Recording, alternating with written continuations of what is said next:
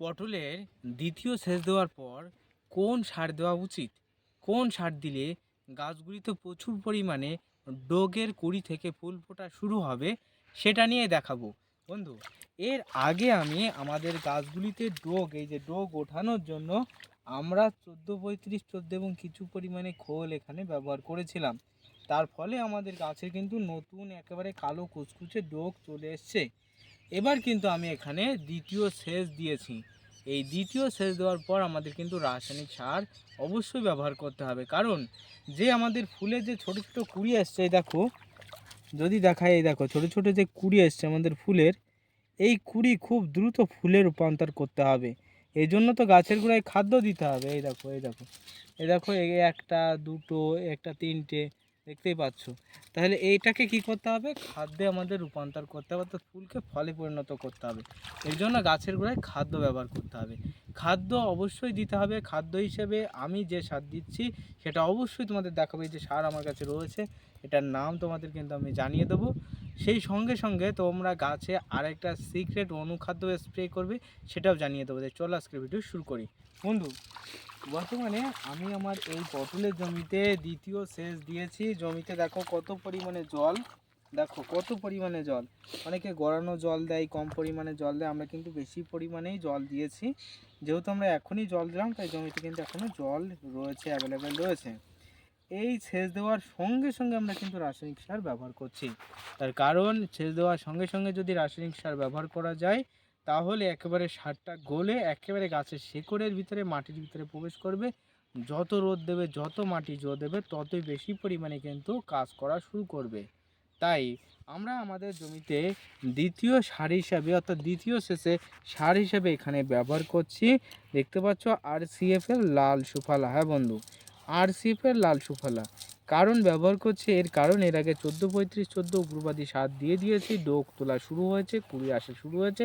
কুড়ি থেকে কিন্তু এবার ফুলে আমাদের রূপান্তর করতে হবে। এর জন্য আমরা এখানে 15-15 সুফলা ব্যবহার করছি। তার একটাই কারণ, এর ভিতরে 15% নাইট্রোজেন, 15% ফসফেট এবং 15% পটাশ বিদ্যমান রয়েছে, যা সমপরিমাণে থাকায় গাছের ফল ফুল রাখতে বজায় রাখবে, গাছের ফল ফুল আনতে বজায় রাখবে। সেই সঙ্গে সঙ্গে গাছের কিন্তু গতি বাড়াতে সাহায্য করবে, ডোক তুলতে সাহায্য করবে, প্রভৃতি ক্ষেত্রে কিন্তু RCF এর লাল সুফলা কাজ করবে, কারণ এর ভিতরে নাইট্রোজেন, ফসফেট এবং পটাশ উভয় কিন্তু বিদ্যমান রয়েছে। আমার অনেক বাংলাদেশের বন্ধুরা কিন্তু এরকম মিশ্র সার পান না, তাদেরকে বলবো TSP, হালকা ইউরিয়া এবং পটাশ ব্যবহার করে তোমরা কিন্তু চাষ করতে পারো, বা DAP এবং হালকা মিউরেটিক অফ পটাশ দিয়েও তোমরা চাষ করতে পারো। তবে আমার দেশের বন্ধুরা RCF এর 15-15 লাল সুফলা সব জায়গায় কিন্তু অ্যাভেলেবেল, বা তুমি গোমরের 15-15-9 ওটাও ব্যবহার করতে পারো। ওর ভিতরে সালফার বিদ্যমান রয়েছে, যা গাছের ফুল আনতে সাহায্য করবে, গাছের গতি বাড়াতে কিন্তু সাহায্য করবে। আর আমি অবশ্যই কিন্তু জলের ভিতরে ভিতরে তোমরা কিন্তু সারটা দিয়ে দেবে। দেখো, জলের ভিতরে ভিতরে কিন্তু সার এবার প্রয়োগ করছি প্রত্যেক গাছের গোড়ায়। দেখো প্রত্যেক গাছের গোড়ায় এই যে এই কটা করে সার দেবো, বেশি দেবো না, ঠিক আছে? বেশি দেবো না, অল্প অল্প করে পরিমাণেই দেবো, যেহেতু একটা রাসায়নিক জিনিস। এবং রাসায়নিক জিনিস যদি আমরা গাছের গোড়ায় বেশি পরিমাণে দিই, বেশি ফলের আশায়, এতে করে আমাদের গাছের ক্ষতি হবে, গাছ মরে যাবে, গাছে ধসা লাগবে, পচা লাগবে, এটা সেটা নানান সমস্যা। তাই অল্প অল্প পরিমাণে আমরা কিন্তু ব্যবহার করব। দেখো রাসায়নিক সার আমি কিন্তু ছড়াচ্ছি, তোমরাও এইভাবে ছড়াবে। একেবারে গোড়ায় দেবে না, গোড়া থেকে অনেকটা দুধ দিয়ে দেবে।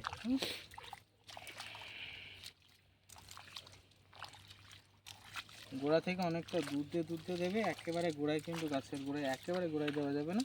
আর জলসেচ দেওয়ার পরপরই সারটা দিয়ে দেবে, তাহলে একেবারে গলে মাটির গভীরে প্রবেশ করবে সারটা জলের মাধ্যমে।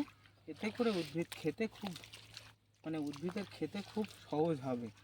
তাই কিন্তু তোমরা জল দেওয়ার পরপরই রাসায়নিক সারটা দিয়ে দেবে।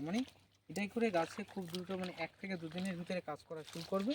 এবং তারপরে আমরা কিন্তু আমাদের গাছে অনুখাদ্য টাটা সারপ্লাস ব্যবহার করব।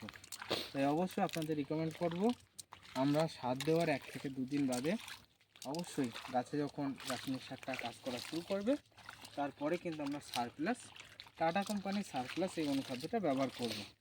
তোমার এলাকায় যে অনুখাদ্য পাওয়া যায়, বায়োভিটেক্স, মোবিন, অ্যাগ্রোমিন গোল্ড সুপার, সাই পাওয়ার, যেটাই পাওয়া যায় সেটাই ক্রয় করে অবশ্যই জমিতে জলসেচ দিয়ে সার দেওয়ার 1 থেকে 2 দিন বাদে স্প্রে করবে, নতুবা কিন্তু অনুখাদ্যে কোনো রকম কাজ হবে না।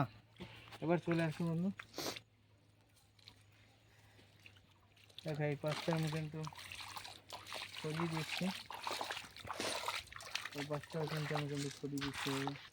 দুই পাশে কিন্তু আমার গাছের গোড়ায় গোড়ায় ছড়িয়ে দিচ্ছে একেবারে।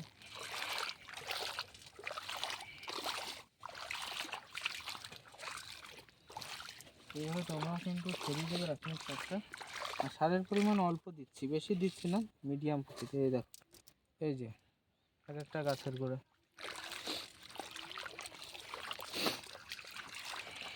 আমরা 1 বিঘা জমিতে 10 কেজি সুফলা ব্যবহার করছি। তোমরাও তোমাদের 1 বিঘা জমিতে 10 থেকে 12 কেজি ব্যবহার করতে পারো। তবে এখন যেহেতু আমাদের গাছ ছোটো, নতুন গাছ, সেই জন্য আমরা বেশি দেবো না, পুরোনো গাছ হলে আরও বেশি দিতাম। এভাবে তোমরা সার প্রয়োগ করো। আর অবশ্যই সুফলার সারটা দিও। তুমি যদি নির্দিষ্ট এলাকায় পেয়ে থাকো সুফলাটাই ব্যবহার করো, এতে করে তোমার গাছে অতিরিক্ত ফল ফুল পেয়ে যাবে।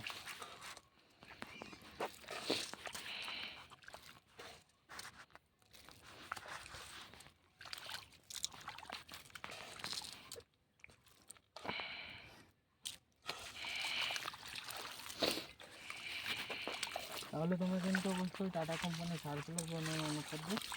এই সেচ দেওয়ার সার দেওয়ার পরপরই কিন্তু জমিতে ছড়িয়ে দেবে, এতে করে তোমার কিন্তু ব্যাপক হারে গাছ কিন্তু ফুল ফোটা শুরু হবে। আমাদের পুরুষ গাছ পুরুষ ফুলের ফোটা শুরু হয়েছে। আমরা এবার কিন্তু পটলের পরাগ সংযোগ শুরু করছি। তাই অবশ্যই আপনারাও পটলের পরাগ সংযোগ শুরু করুন। 120 টাকা কেজি পটল। তাই বর্তমানে তোমরা পটলের জমিতে কোন কোন সার দেবে সেটা নিয়ে আলোচনা করে দিলাম দ্বিতীয় শেষে। তাই আজকের ভিডিও এখানে শেষ করছি। প্রত্যেকে ভালো থেকো, সুস্থ থাকো।